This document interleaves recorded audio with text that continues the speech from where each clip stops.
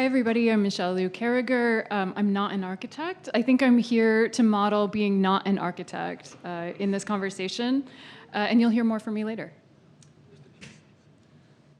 Thank you and welcome. Why is urban design important today? And what is urban design? Because you'll see that two architects will be giving presentations on urban design, but what architects do isn't necessarily urban design, and vice versa, and you'll see from these architects' presentations what they contribute to the field. So in the context of what we'll see, here are three preliminary provisional thoughts on their contributions. The first is authorship. In urban design, authorship involves an extended process of community input, and the method of community engagement is often part of the design process itself. With architecture, the design might stem from the architect's personal vision, whereas urban design stems from an arrived at collective intention beyond the voice of the architect alone. Second, form. Urban design often takes the form of a large landscape, infrastructure, and perhaps some buildings. While an architecture project is for the most part the inside and outside of a building, urban design includes a much bigger area of public space. Because public space is such a major part of urban design, it has the potential to contribute to inclusive civic life. And then finally, at scale. Given the size of climate and nature-related disasters, it's imperative to work at a large scale to have a positive impact. Urban design is so vitally important today because it's the discipline that has the tools and knowledge to work at the scale of climate and natural events. It's a great pleasure to co-introduce our presenters today, two architects whose inventive urban design work has helped to define authorship, form, and at-scale proposals today. Momoyo Kaijima is a Tokyo-based architect and co-founder of Atelier Bow Wow. She and her partner, Yoshiharu Tsukamoto, bridge research and practice and have produced novel ways of making urban design and architecture focused on social effects. Their works over 3 decades include urban proposals, such as the post-2011 tsunami project reconstructing Momoyo village. She is a professor at ETH Zurich and the co-author of 3 books that have deeply influenced numerous generations of designers: Made in Tokyo from 2001, Behaviorology from 2010, and Architectural Ethnography 2018. Shohei Shigematsu is a partner at OMA, Office for Metropolitan Architecture, and is based out of the New York office. With an emphasis on maximum specificity and process-oriented design, Sho is responsible for urban and public space designs around the world, including the Willow Campus Master Plan, an integrated mixed-use village for Facebook in Menlo Park, a new civic center in Bogota, Colombia, the largest transit-oriented development currently underway in North America, and a post-Hurricane Sandy urban water strategy for New Jersey. He's taught at the Harvard Graduate School of Design and is the co-author of OMA NY Search Terms. So for these 2 presentations, they'll both give presentations, and then afterwards we'll have a group discussion. So welcome, Momoyo and Shohei, and we look forward to your presentations. Thank you, Jeffrey. Michelle, so to introduce us, me, and sorry. Today's presentation, 20 minutes, so that's why it's a bit quick, short, but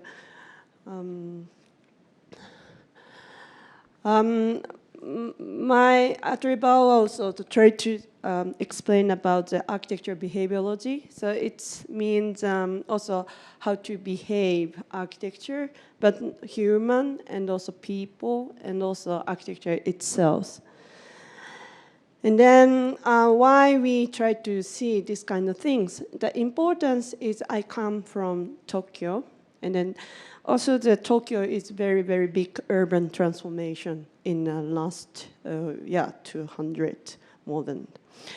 Because Edo period, before Tokyo, it was called just one single story high building and terracotta tile covering. And after the Meiji Restoration, so we started to use lot of European or European technology and started to make another scale of the building in the Edo context.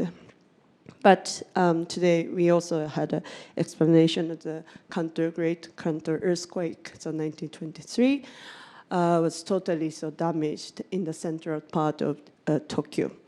And then after around the Taisho period and also Showa, so we tried to investigate the concrete building and more exploring the European technology imported into the Japanese context. Of course, we could start to make a more large scale of the building and a large boulevard and so on. But after the continuation of the Tokyo had also big bombing, so at the end of the World War II. So it's again to the totally burst to the open spaces. And then 1964, so we have also the Olympic Games coming. So during this period, so we had a lot of also the new development, using the existing context. And also the Shinkansen and the TV towers, so a lot of things around. And then, so this, today's around 2010, so we had a very big Greater East Tokyo was happened, so like that. And then Jeffrey explained the project about the Tokyo. So 2000, we published one book. It's called Made in Tokyo. So it's an anonymous building, but designed by very creative people who wanted to investigate a new business in the Tokyo dense city context. And then we tried to explain collect around 80 different examples to illustrate the manner of the Tokyo buildings. And also the same parallelly, so we picked a small building inside interesting, very tiny site. So the many creative owner who wants to have an own business, they made a small building. So we call it the pet architecture. So it's like a dog and cat, so among our society.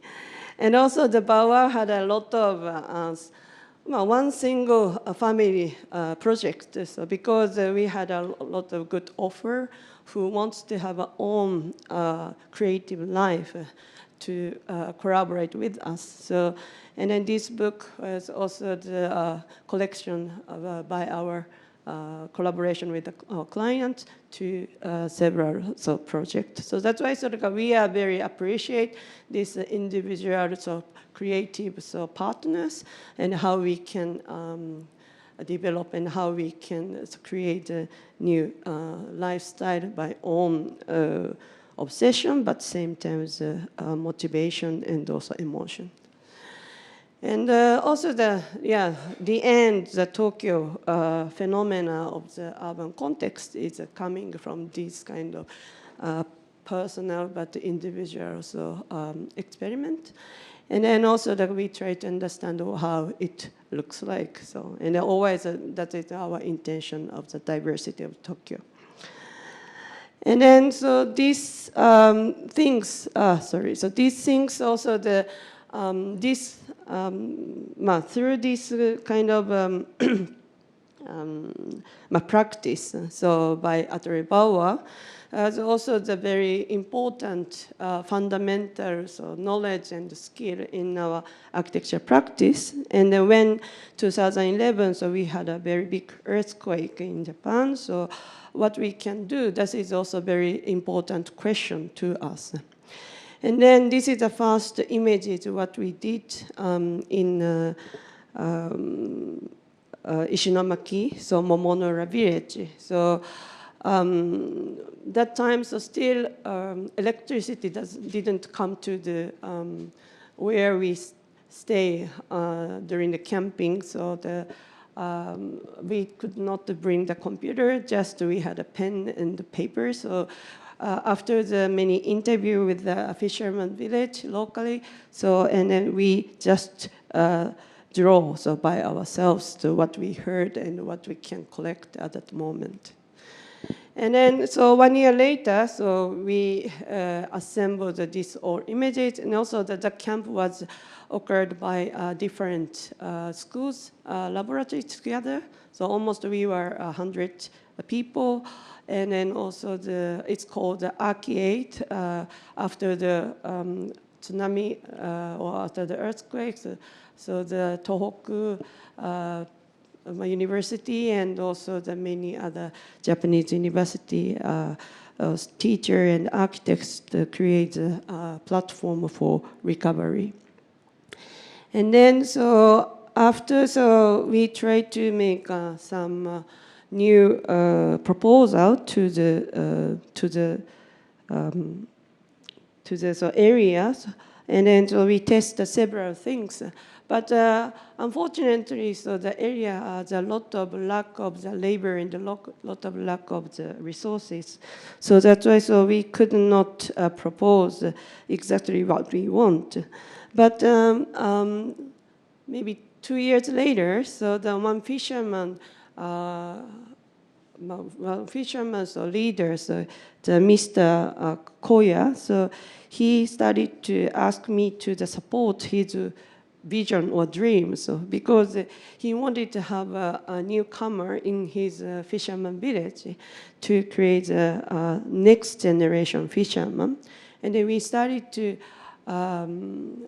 assemble it's called community committee, so for new fisherman school and with local people. And then we started to discuss what is the program of the newcomers. And then finally, so we found the one frame was fisherman's schools. And then fisherman's school, we started to design the textbook. Firstly, just 10 pages, collecting the local knowledge, and just started to draw with my students together, because there is no way of inform what is a fishery from that period. And then, of course, we started to make some program. First program is just 3 days, and several programs like teaching the rope work by fishermen, and also local fishery, and also leading the tour of the fisherman village, and also cooking the sashimi with the fresh fish by also fishermen. So this was a very well received, and then two of the students are coming to the later fishermen in this village. And then we spent almost 12 times in the last 10 years. We did several fisherman school, and this is the 7th fisherman school. So we found also the difficulty to where people can accommodate to this place, because most of the area are prohibited to live anymore, because the area was totally damaged by tsunami, and the tsunami zone was not able to, tsunami zone could not be a place for living.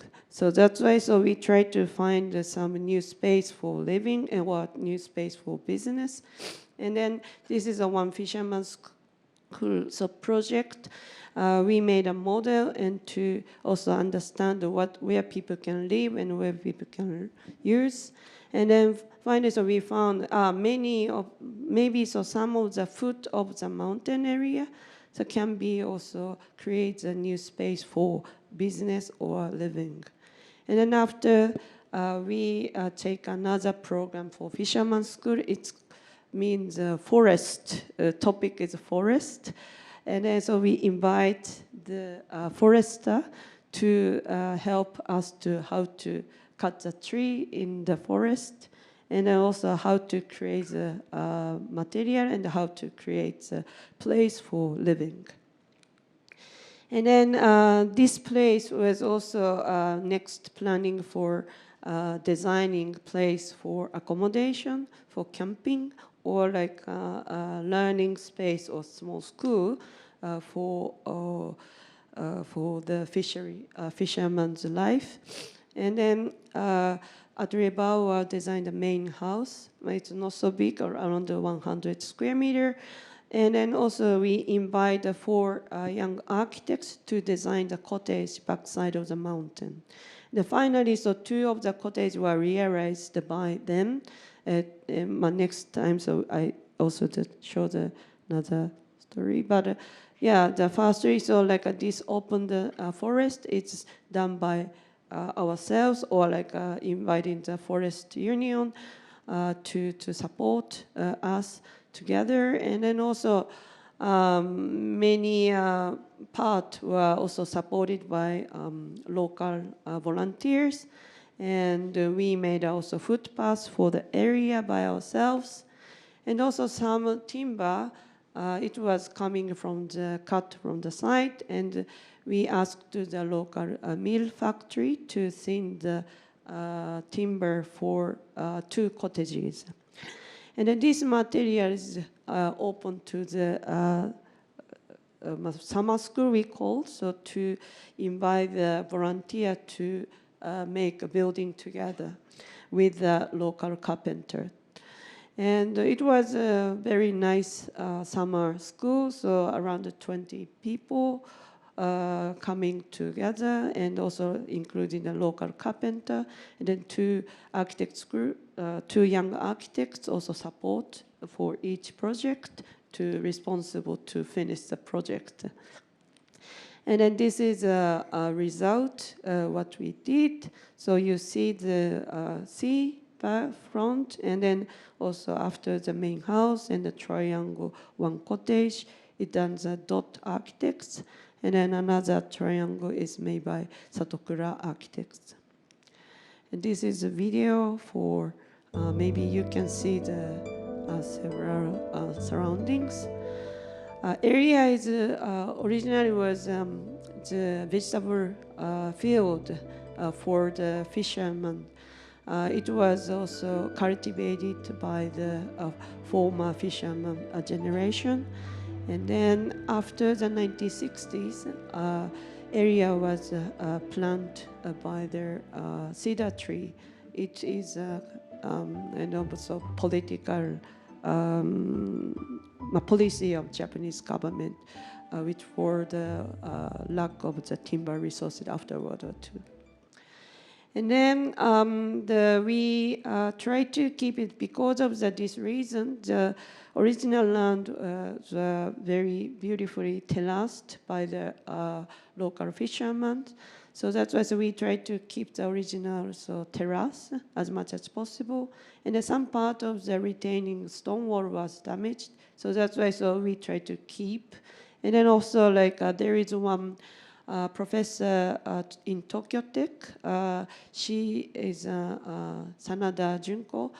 She also ran another stone masonry school in Japan as an NPO, and we invited her to support to repair the stone masonry. And then after, we also still continue to support to some recovery, not only the building, but also including the festivals. The festival was a summer festival, so for local people to exchange community. So in the summer with the ancient, what do you call it, like a obon. We call it obon in the summer, so we have some ancient festival. So and then that we and they made a straw boat for exchange with like ancient, and then themselves. So and then we try to learn how to make a straw boat from the very old fishermen, around 80 or 90 years old, to invite to teach us. And this is kind of the genealogy of the drawings of the area. So first was very old so fisherman village, and of course they started to change more like focusing on the fisherman in the fishing industry, and then the area connection between the mountain and the beach what becomes a change, and also the beach becomes a concrete harbor, and also like make a more industrial so atmosphere. But it was attacked by tsunami 2011, and then now the Momora village starts. So that's why so like tsunami is also very big problem, but also the industrialization of the 20th century is also very changed the village. So that means, I think what we understood also through this recovery support as architect, how the last century our village and the fisherman village were transformed. So that's also very important part, because fisherman's village, maybe, or not only the fisherman village, but also the old Japanese traditional village were originally so made by local resources and local so people. So that's why so many resources coming into from the mountain or beach or area or field. So all the materials comes to the local material to assemble to as architecture, so traditional way. So, but of course, modern period and also the modernization, that we can get a lot of new materials, so metal and also another concrete and so on. So, but it's create a very different network behind of the architecture. So that means we are always confronting so to the how we can reach to the local resources. Unfortunately, so maybe before the modernization, so we could reach more easily our neighbor resources next to our society, like a backside of the mountains, we can get the timber and to make a house. But nowadays, even if we have some timber backside on mountains, so we could not cut by ourselves, and we could not build a house. That is also one problem of our society. So that's why it's like 21st century. So how we can break this barrier to back again our resources to more close to our life. So that is maybe also a question, and also through the recovery process, I learned a lot these difficulties. And then this is a summary. So how we can design with the disaster. So that is learning from this experience. I point the 10 things. First one is learning from the local history and ethnography. So that means I think before we visiting the village, I tried to read a lot of history, and also like we Japan, we have a nice, good ethnographer's report in history, so that helps a lot to understand what it was and what we were different. And the second is a walk. Most of the village had a very special topography, and the topography or geographical context very related to the first industry. So that's why so like a walk is very, very coming into the sense to the what they had and what we could understand as a body. So that is second part. And the third one, the talk with the locals and different position. So that's also very important, not talk with the leaders. We need to talk a very different wife or like kids or temple master or primary school teacher or president. So that helps a lot. So in this kind of local people, always if I'm an outsider, so they try to inform me to what they need, very different way. So that's why, so like I can compose a different input into my vision. So that's very, very important for me. And the fourth, the collaboration with the other field expert. So I'm not fishery expert, but now I becomes very good knowledge because of I think I have a lot of friends of the fishermen, and also I also studied to the dialogue with the Fishermen's Union people, or like maybe so the forest and so on. So that's why, so like through this recovery process, I started to contact many other field experts. That's I also learn a lot. And also the fifth one is drawing. So architects can also very good at the drawing. So because we were trained. So, but drawings helps to have a better communication, not only the words, to including some vision and also some images. So that helps a lot, and I test, and it was very, very effective. The sixth, and creating the platform to share. So yeah, we made several publication, and also we made a website, or we made also the pamphlet and booklet. So that's always helping. And also like Arcade, what we create the platform. So that's collaboration teamwork was also very, very helpful for sure. And the seventh, the fund. Almost was the first time for me to funding. So, but fund also very attractive, and to invite many people to make attention. That's also interesting point. And eight, in the building together, what I show, so like not only the order the building, making together is also very, very fun, and also we can extend a lot. So that's why, so like if I could, or if we could, so I really recommend to building together. So. And then ninth is also using. So normally architects is sometimes just design, and we need to go away. So, but in this case, we are really so users, and also we also the repair and the maintenance together. So with the local. So that is also the different position of the normal architects. So we are more involving.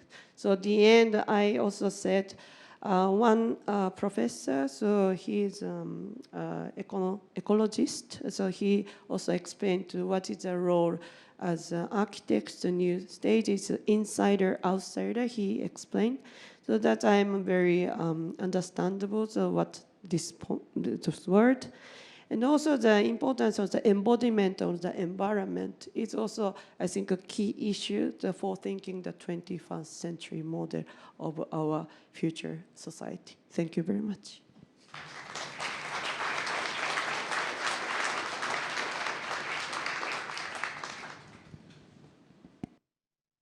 I just start. Good afternoon. Thank you, Abe-san. Thank you, UCLA. Thank you, Japan House. And thank you all for coming in beautiful Saturday evening. So I have a very different style to Kaijima-san. I have so many slides, but go very fast, as always. I took a liberty to show you the project that I was very excited to share in LA, our first building in LA. It's a synagogue gathering space, because I thought this is also a kind of post-pandemic issue, a post-crisis issue where gathering was challenged during the pandemic, but this building had to be built during the pandemic entirely, and it hasn't had an opening event whatsoever because of the pandemic, etc. So I was going to invite you, some of you tomorrow, but the building is going under maintenance, so I can't. So I will show you some glimpse of the building. So this is the main event space on the ground that funnels people from the Wilshire to the historical courtyard of the school. The second chapel space frames the existing stained glass window of the existing temple, half outside, half inside. This is at night. You can see the kind of lit stained glass window. And there's the rooftop is also event space, and there's a sunken courtyard that brings nature to the third floor, which is an Annenberg foundation for aging. So these three voids are interconnected. There's a view from up to the dome from the event space, and on the second floor you can look down and look up, so you can see the three voids are interconnected, providing surprising views. The facade is inside out of the dome space. The dome is constructed with series of hexagons, so wrapping the hexagon on the outside of the event space, a rotated hexagons with rectangular window, creating this pattern. It's actually exactly the same ingredients and same colored precast panels, but because of the rotation and the pattern actually changes the color, which was surprising to us too. This is inside in the atrium. And we even had those windows in the bathroom, so you can see that the windows are basically canceling the mirrors or even the kind of urinals. So I think I will choose to pee on that central one. Disaster, I've been always interested in a crisis. I didn't know this, but I learned from a Greek person. The crisis means decision, krisis in Greek. So I thought this was something that we can actually use. As you know, the disaster in Japan and the response was, for me, not so creative, although, of course, I understand the need. Japan should be leading the design integrated resiliency project, but somehow Japan continues to build this kind of walls that are not really helping the community, maybe, nor the views and the environment. So here, ironically, in US, there was an interesting project after Hurricane Sandy. As you know, big disaster in a very, like New York region. It was said to be, it takes $2.5 trillion to build a wall that is preventing the same level of hurricane when they come to New York, which is, of course, not possible. So what we did was to investigate the whole, the risk and value and impact. People misunderstand the risk as a frequency of event, but risk is actually the frequency times the asset you have. So the risk is higher in New York than Florida, for example. So we chose Hoboken, which was a very interesting process. The municipalities had to choose a good designer to get the funding from the government. So for the first time as an architect, we were actually pitched by the municipality to be part of their team, which is, as you know, it's often the opposite. So we teamed up with Hoboken, which used to be an island. So the water actually came exactly how the island was. So it came from the two sides and isolated the Hoboken entirely. Hoboken is, maybe I didn't know this too, fourth densest city in US, big increase in population, 94% surface impermeable, so all hard surfaces, and 2/3 are now in the FEMA flood zone. That means you really can't afford a house because of the FEMA map.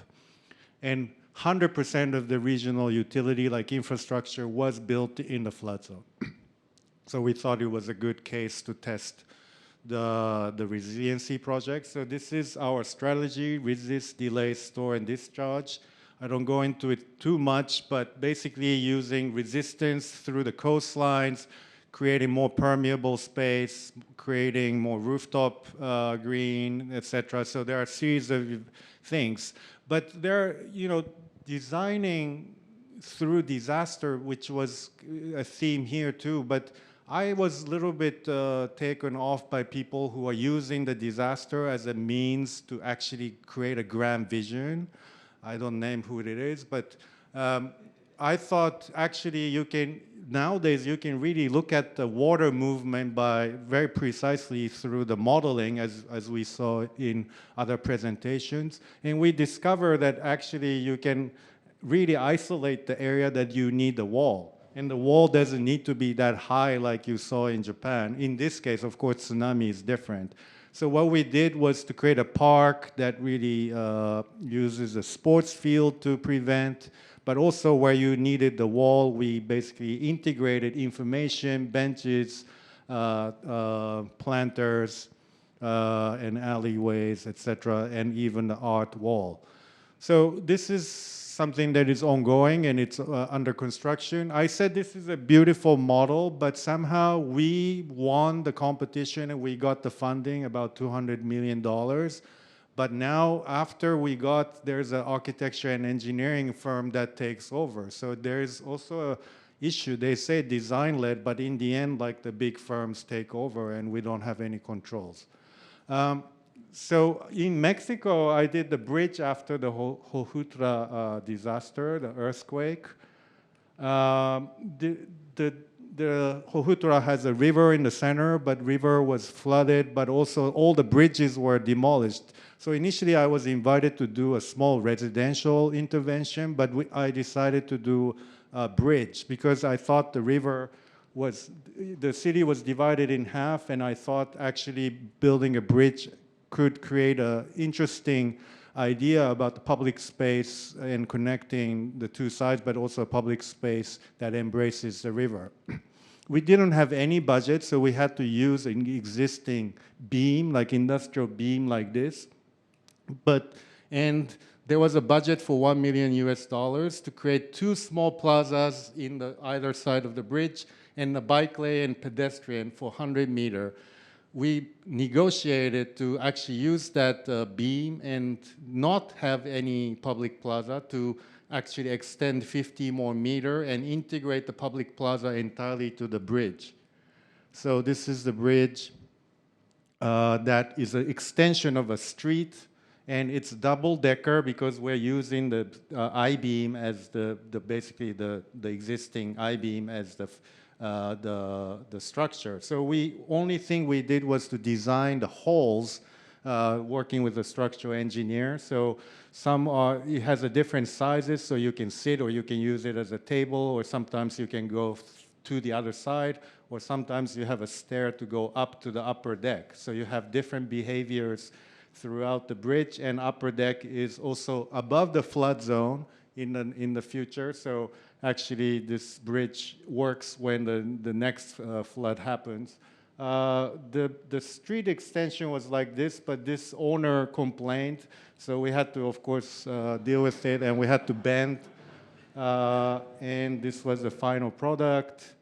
So you can see the bending actually makes it more interesting, and the upper deck and the lower deck bridge, waiting for funding to come through for a while. But it's Mexico, you know. So the reef line, this is a very interesting project in Miami Beach that I'm luckily involved. Miami Beach in the past, in 80s, because of their focus on tourism, they actually made the artificial beach extended, and that killed the reef that was existing. So this is a reef, reconstruction of the reef, as well as basically sea level rise is eroding the current beach. So there's an initiative to create a reef again to prevent the waves to erode undo the erosion of the beach. But just doing a reconstruction of the, I'm looking at the time, reconstruction of the reef is easy.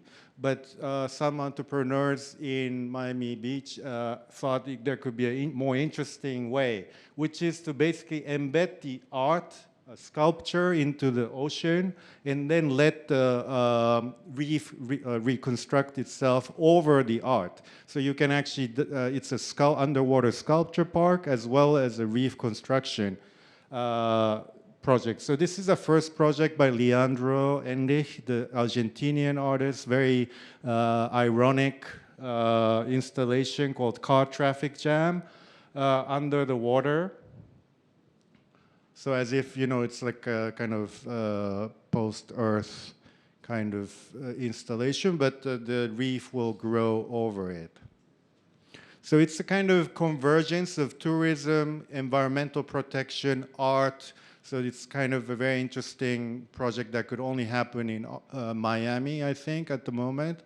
So this is his installation on the beach prior to the actual installation under the water, which will happen this year.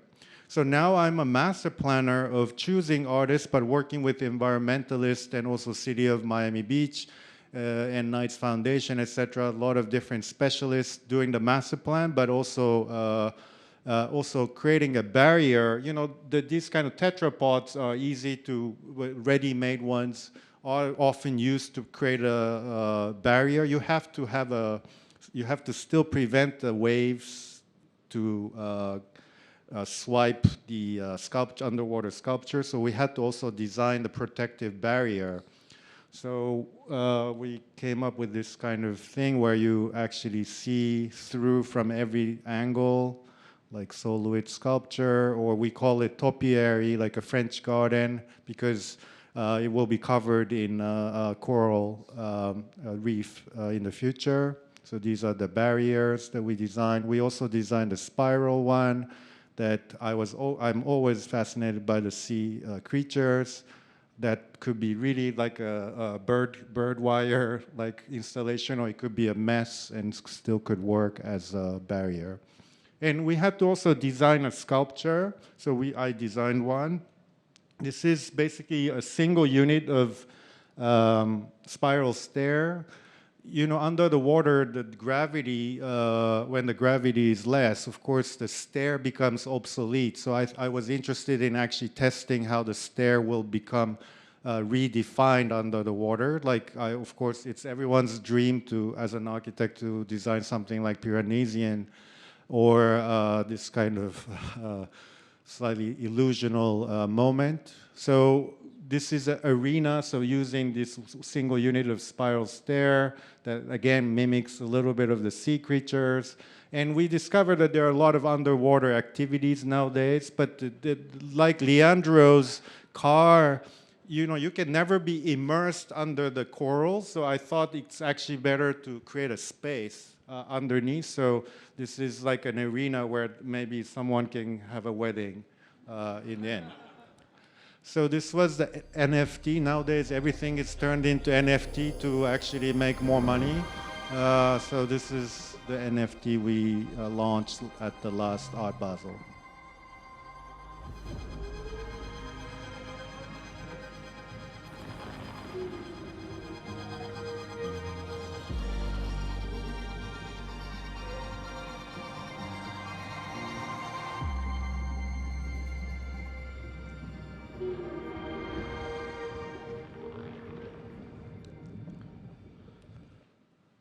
And actually, recently we got the final also funding from the Miami Beach, so it will be continuing. So you will start to see the installation.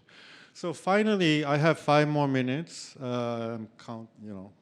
Actually 5.5.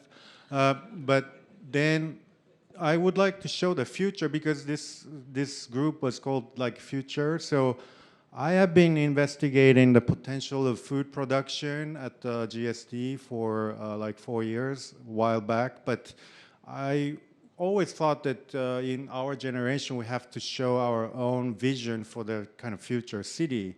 And I thought there could be a hint at the food production. Why I thought about that? Because within the 3 fundamentals of human being, like clothing, food, and shelter, of course, architecture and clothing, as you know, surrender to the globalism quite easily, but the food remains to be very specific to local condition, but at the same time could be global. Food is the biggest industry in the world currently, and food is always involved in your daily life in a different scale because it's multi-processed. So I thought of seeing a new typology, a new potential of architecture and urban design through the lens of food. This is a great example by MVRDV. As you know, this is a marketplace wrapped with housing. If you think of a market, is now pushed out of the city in many cities. Tokyo is a good example. Great Tsukiji market is now out of the way. But if you bring market like food back to the city and in a creative way, I thought we could have interesting vision for the city. Actually, Frank Lloyd Wright proposed Broadacre City, which each landowner had to have an agricultural land. And this is the vision, the sketch he drew in '58, which is, you see like drone is flying and the high-rise, but also low-rise food production, actually quite close to the image of the current ideals, I think. And this was the model of Broadacre City, which of course at the time, maybe not so much technology of model making, so it's kind of not so interesting as a sketch, but this is what's happening in China right now. So you can see the explosion of the city that meets the agricultural land, which I thought was actually not intended, but showing some kind of an interesting potential of a new city vision. Because you see the food production and the city crossing over. But it doesn't have to happen in that way. As you know, it's already happening. The agricultural and food production is coming back to the city using rooftops. This is in Brooklyn.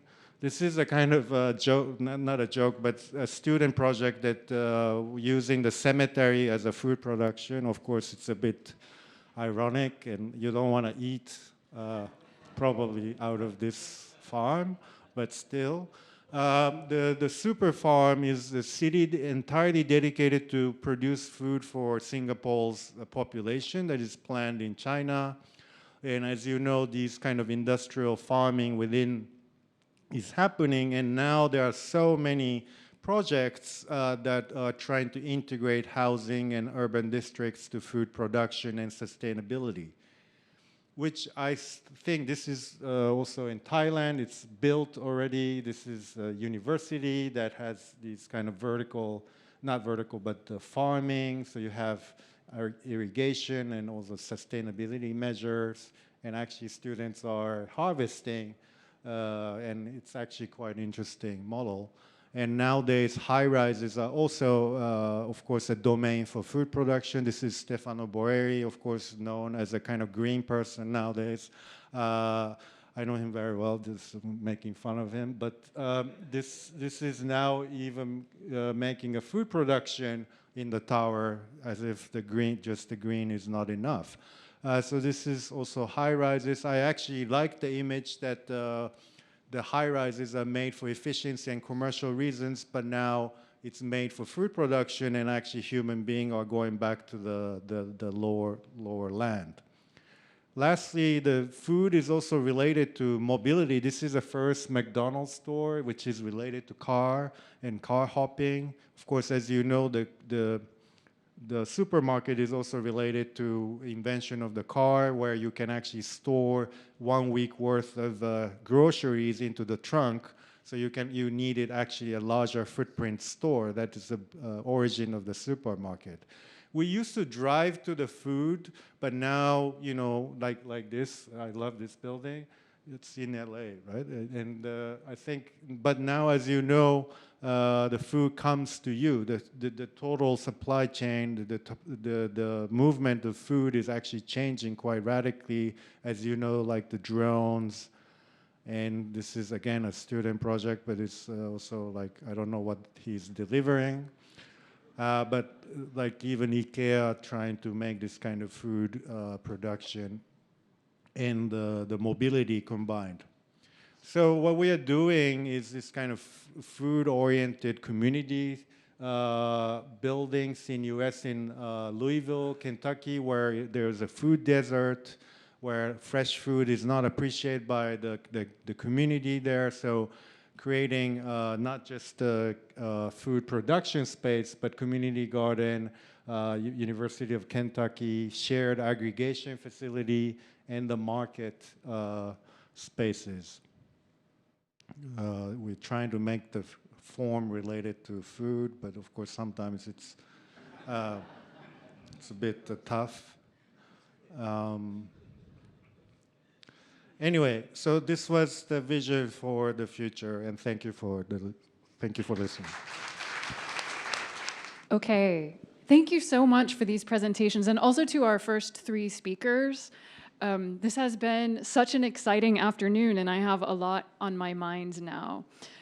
So I'm going to make the first question, and then I think Jeffrey might have a question, and then we'll open it to the audience. So I'm going to try to tie a lot of things from the whole afternoon together right now. I was really struck by the way that history and memory have come up in all of our speakers' presentations.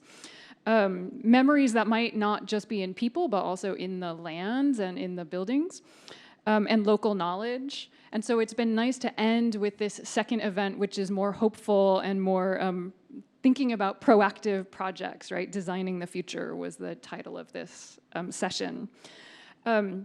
And then I was also thinking that design, as in designing the future, can feel very exclusive and very for only a few people.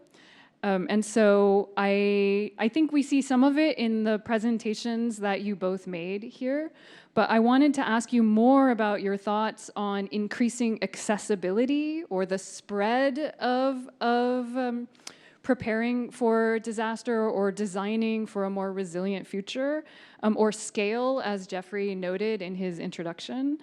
So how do we use design, how do you use design and architecture to increase the accessibility and the spread and the large scale of mitigating disaster and planning for the future?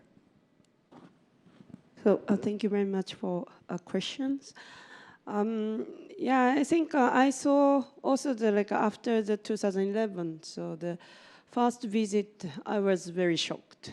So and I think even if everybody was shocked, and then but same time, slowly maybe in Momonara village case, first is that they tried to back to the just before the disaster.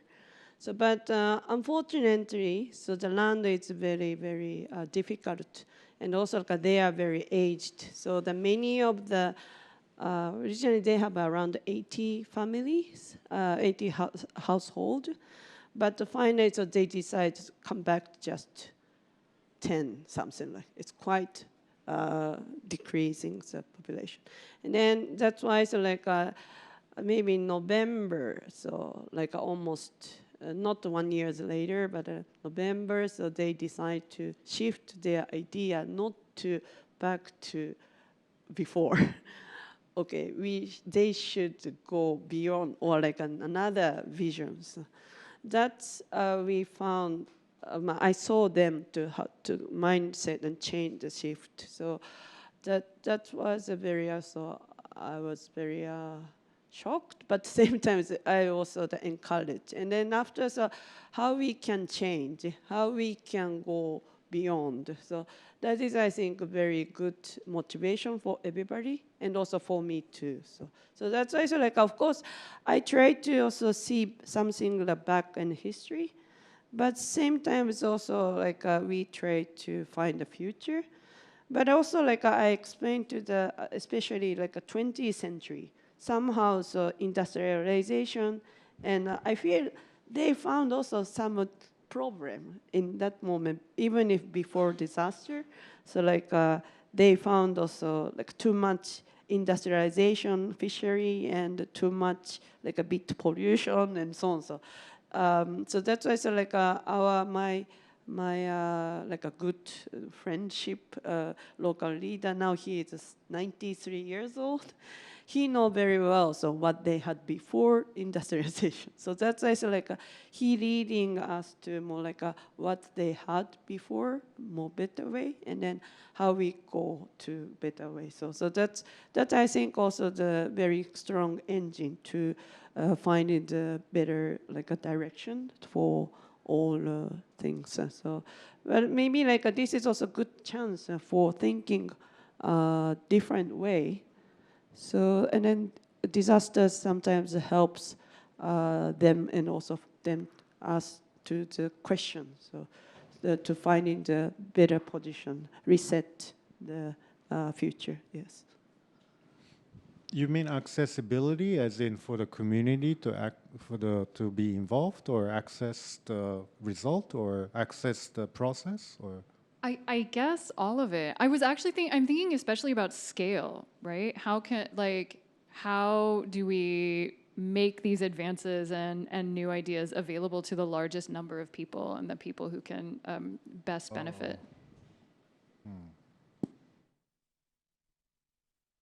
Well, I think there's a prototypical model like the Reefline project. I think as soon as we launched, there are a lot of municipalities who wanted to do it too. And I think as you're saying, it's very important to make a critical amount of good projects globally so that it can be repeated. And as I was saying, Japan should be leading that role, but I don't think so because of the strange ties to, as you know, like many things as typical Japanese thing.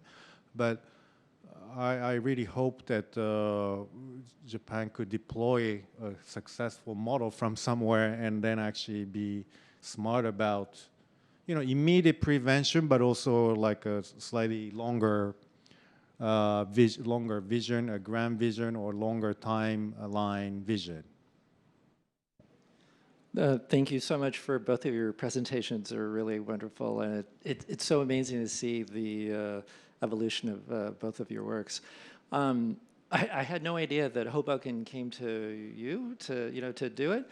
In thinking about the future, and thinking about the role of architects in urban design, what are ideal projects that you would like to welcome the universe to bring to you, insofar as the impact that you think architects can have for urban design, given the natural and climate-related disasters that we'll probably encounter in the near future?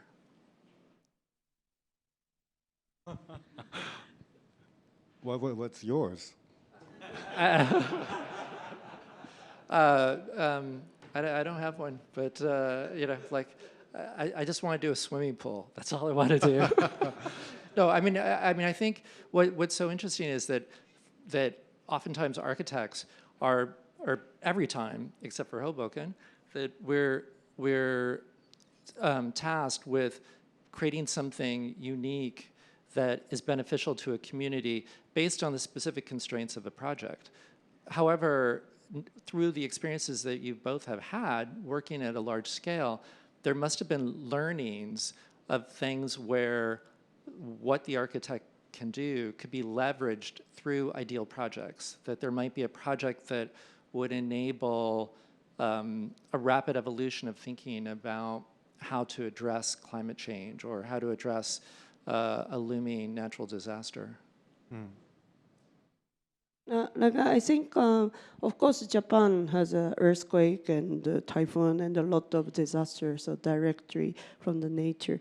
So, but now I'm also often be in Zurich and Switzerland. So, Europe is very now strongly confronting the energy issue, no, because of the war, and then always discussion of, and also especially Switzerland has having the Alps and then the origin of the water in entire Europe. So that's why they try to be a bit more responsible of the climate change to be keeping the how a global warming and so on. So that kind of part is very strongly to discuss. And then I think also the question is also how we reset or how we change our lifestyle. So that is also very important discussion. For example, many students, they started to be vegetarian, so no take a flight, and also a lot of reducing and reframing the life themselves. But I think also we Japan the 2011 after the Fukushima, so we had also a lot of discussion about the energy issue. So, but like I don't know, 10 years late after, so but now we also facing to the energy again, but already 10 years later, so like we a bit forgotten what we discussed. So maybe like we need to always remind this kind of a position. And then I think, of course, the disaster sometimes very visible and very more like a large scale given to the share as a platform to remind us to the what we are confronting some certain problems. And then it's also like a very good for us to think the better solutions. But yeah, it's always a remind us. So, but like we Japanese or we human beings always forgot easy way. So that is also a bit problem. But like I think maybe global issue and also one good challenging to discuss to how we can make a platform and how we can change our life. So that's I think also very good topic to be discussed. Yes. One time I actually investigated how many conferences per year globally happening with the word future is. And there are so many, as you know. And I think the role of an architect or the vision of the architect projecting the future was one of the, let's say, maybe expertise, or that people think it's architects' expertise to project the future, but it's getting more and more difficult, no? Because I think the notion of future, the timeline is changing, but also for me, like really dealing with the current issues, and you know, that's the only way to really project the future. And I think although I think that the vision is necessary too, because I think as I was saying, the Tohoku region, I thought one thing that was missing was the vision of how the Tohoku region should be reimagined or regenerated, while each municipality in each region is, of course, doing different types of reconstruction. So my dream project would be to really actually have both grand vision and a very local project at the same time, which I'm trying to do right now in Kyushu Island. But it's a long story. But well, it's for the future. But you know, the future, I think it's becoming a little bit irrelevant. Sorry to kind of dodge your question, No. Okay, well, why don't we open it up to a couple of questions and, yeah. Okay, there's a microphone is coming to you. Thank you so much, Ryo Kobayashi of HLab. So I think my question is to both of you about the communication that you have with your user community and the operators after your project completes. Because I think those are the ones who brings your project and vision into reality. And I'm sure oftentimes you encounter a case where the architecture itself and the project itself went extremely well, but the vision behind was not achieved, or philosophy is not achieved because of, I wouldn't say poor, but some sort of lack of communication with the operator and then the community engagement afterwards. So going through the past experiences you guys have, do you have any sort of common aspect of the successful cases as to the sort of community engagement and communication with the operators afterwards? Yeah, my answer is maybe simple than Shohei. So, yeah, my case is now the Momonora case. Everybody aged, but same time also like a newcomer. So one fisherman came to the village, and then they also start to take a leadership after. So, and he becomes a fisherman now, and then also he is very important role so on the community. So and then Momonara Village run by him, and also this Momonara Village was found by the NPO also the originally, so it's gave the money for building. So that's why I'm also the core a partner. So and also now my students become the teacher, and he also taken over after my I'm often be Switzerland, but he also work a lot for this fisherman village. So that's why I think. If this kind of program, we also the arcade involve many students and teachers, so they are 2 or 3 generations.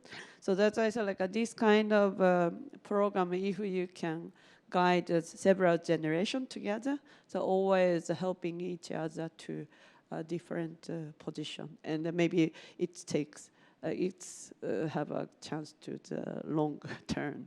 I think running. I think, yeah.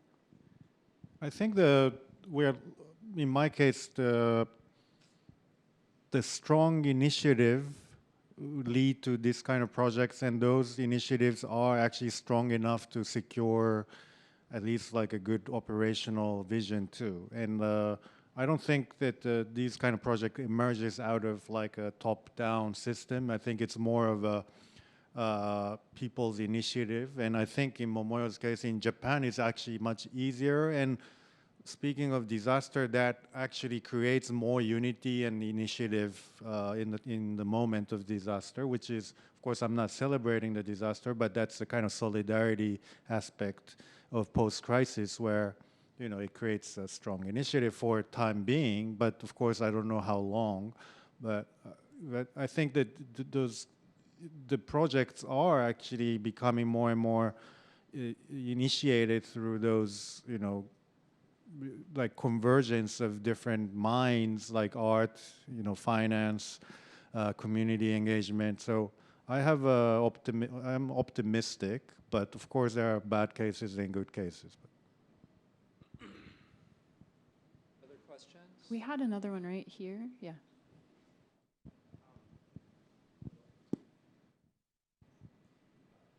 Hello? Okay. No, it's very interesting to hear both of you speak today in parallel and also in conjunction with the exhibition of the work over the years and how it all intersects also with the earlier presentations and now, and how you balance these different forces between the exceptional of disaster, whether it be once in 400 years or once in 60 years, and the everyday lives in these communities, and how you change that in terms of food production or in terms of the traditions of a community in fishing and so forth, and how, when you look at it from a technocratic or bureaucratic position of building these seawalls, that becomes one of these objectives once in the 400 years, versus what does that really mean in the daily life, as you're very critical,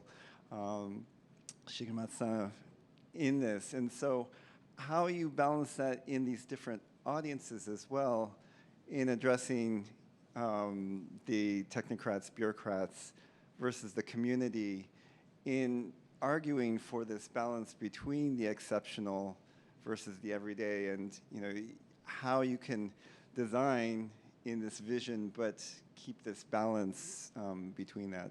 I don't know whether in the smaller scale or in the larger scale, but I mean, I think in the two we see this really interesting multiple strategies, multiple ways, whether it be inside or outside of Japan, and ways that they're connected. But just a few thoughts in maintaining this balance. I think architecture school needs to produce more clients and technocrats, because they only teach to become great architects. But I think you need to have a balance of good client, good technocrats, that produces good vision. And I think that's one thing that I can immediately think of. But we can also say we should create a system that is not dependent on them, but it's difficult in Japan. But in US, in some cases, I think that kind of super, entrepreneurs and, not entrepreneurs, how do you say, like philanthropists are actually, creating good initiatives, and it's hopeful, but I don't know. Yes, yeah, I think Tohoku earthquake issue is a big challenging is like a civil engineering and architecture. So these two departments is very different money, stream. So that creates a lot of difficulties. It's because and then arcade try to come to the from architect's side to the civil engineering things, and then. This is also like a very big challenging, and but same time it's also like we learn a lot from them. So I think we should exchange more. So that is maybe very big important future. I think maybe education curriculum issue. So. And then, but I also studied about the history, like Yamaguchi Yoichiro, so like an ethnographer, so wrote the interesting report from the Meiji, Showa, Chile, so how 3 times different disaster was happened and how every disaster creates a new village. And then I visited also several other cases that after the Meiji, there is no car, so at the time, so recovery. So like many villages more like a very good dense, and then so nicely make a footpath between the house and the house. So that creates a very easy communication for the fisherman's village.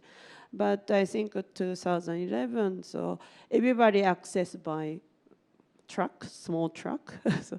so that's why that they want to keep the certain distance for this truck road. So and this comes also all regulation by civil engineering aspect. So that's why so distance of the house becomes much larger. So that creates a bit isolated situation for elderly each houses. So that is very, very different. So that's why so like of course what is the richness and what is the safe and what is good. So it's a very different criteria I found, and maybe we must think about this quality of the program and the quality of the life itself. So yeah.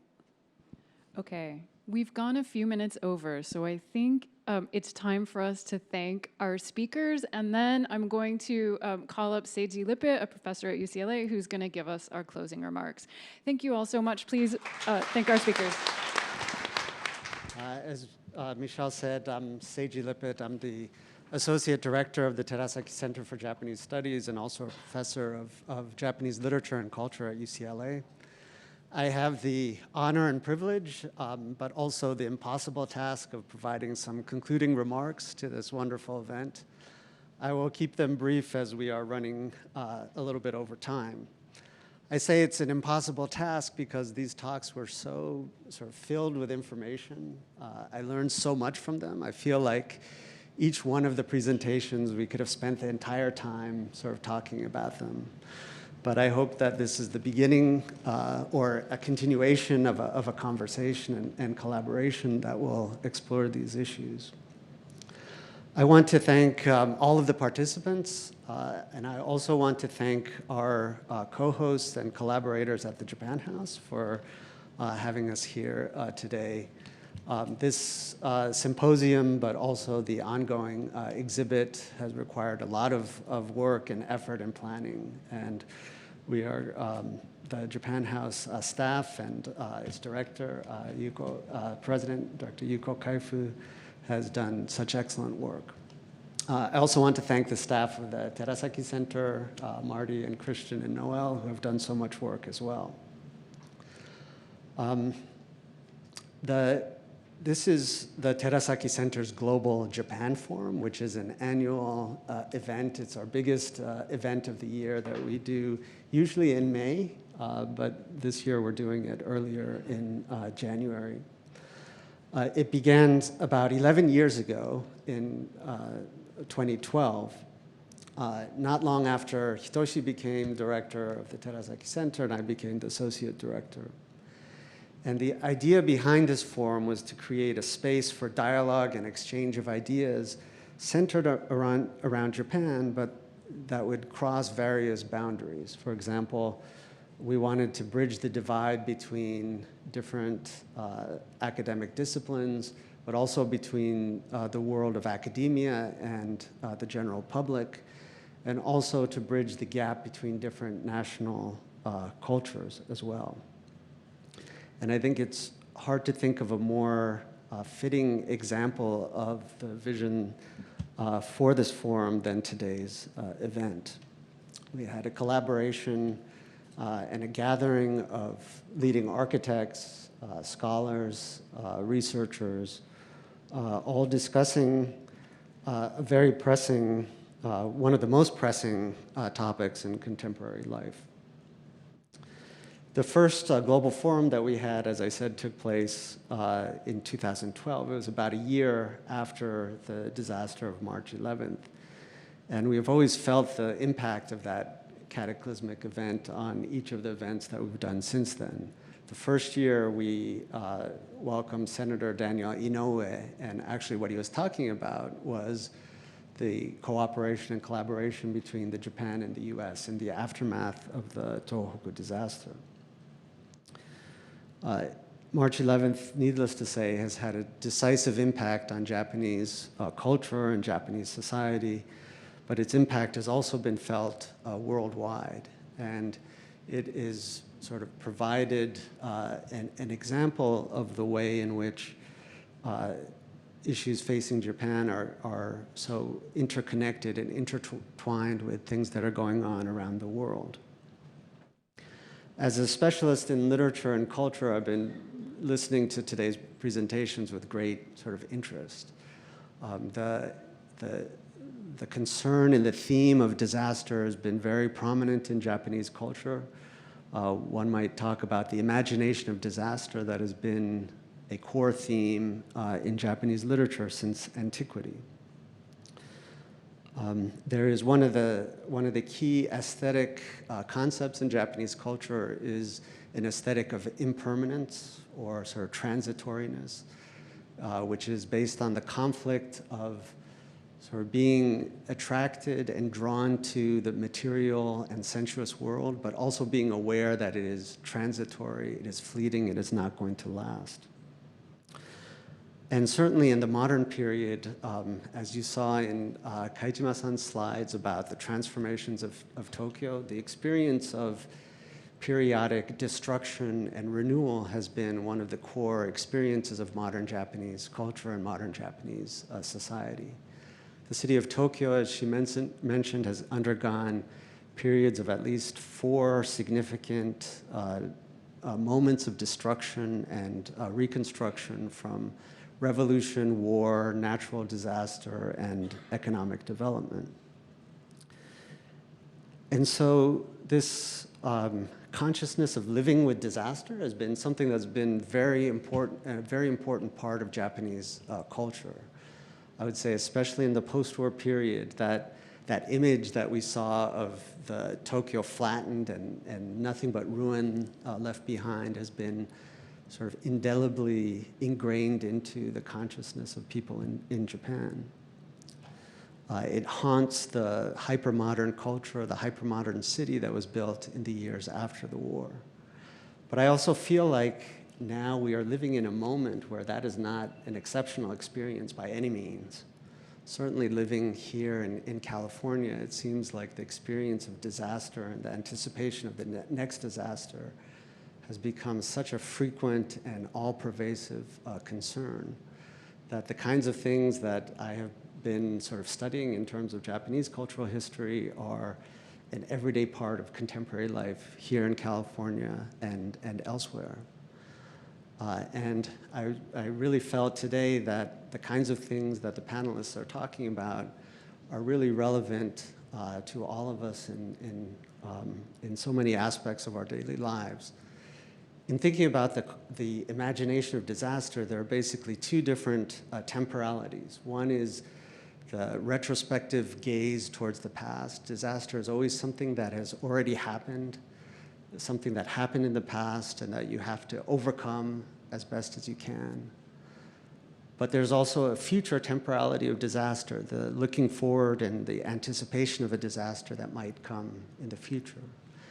And in a sense, today's event was organized around these two temporalities, disasters in the past and then looking forward to the future.